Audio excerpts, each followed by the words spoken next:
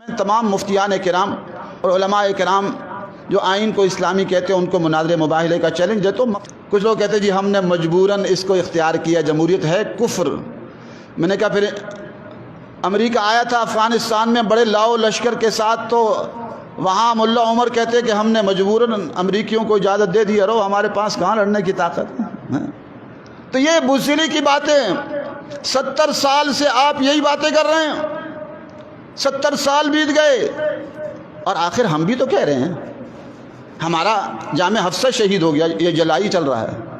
انہی دنوں میں آپریشن چل رہا تھا، جامع حفصہ شہید کر دیا گیا، میرا بیٹا مولانا حسان غازی شہید ہو گئے، میرے بھائی اکلوتے بھائی مولانا عبدالرشید غازی شہید کر دیے گئے، میری والدہ شہید کر دی گئی، اور اس کے علاوہ میرے 2 پھپھی زاد بھائی جو ہے مولانا انعام اللہ شہید کر دیے گئے، اور ابو اسامہ شہید کر دیے گئے، اور ایک بڑی تعداد شہید کی گئی ہے۔ لیکن اس کے باوجود بھی ہم حق و صداقت کی آواز بلند کر رہے ہیں، تو آپ لوگوں پر تو یہ تکلیف نہیں آئی۔ آپ کہتے نہیں جی مسائل پیدا ہو جائیں گے، مسائل تو پیدا ہوتے ہیں، ہمارے لیے بھی مسائل ہیں۔ میں 5-6 سال سے باہر نہیں جا سکتا۔ کچھ لوگ کہتے ہیں ہم نے مناظرے کا چیلنج قبول کیا ہے، تو میں نے کہا آپ آ جائیں، جامع حفصہ آنے کی دعوت دیتا ہوں، اور ابھی اپنے بیوی بچوں اور خاندان کو لے کر آئیں۔ کہتے ہیں ہماری بیویاں نہیں آنا چاہتی، وہ آپ کے ساتھ ہیں۔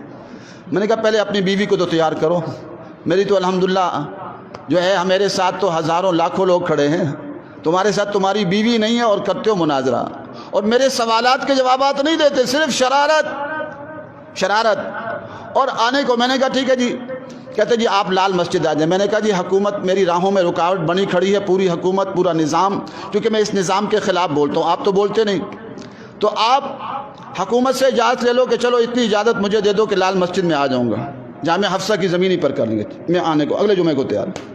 آپ حکومت سے اجازت لے دو، تمہیں تو آنے کی کوئی مشکل نہیں، آ جاؤ، آج جمعے کو آ جاتے، صرف بہانے۔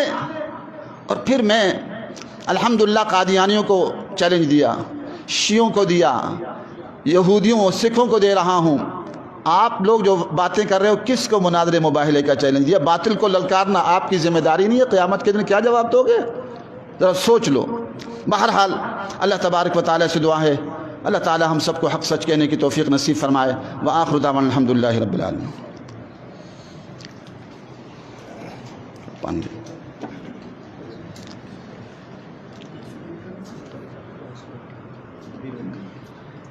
کر دیں، بند کر دیں۔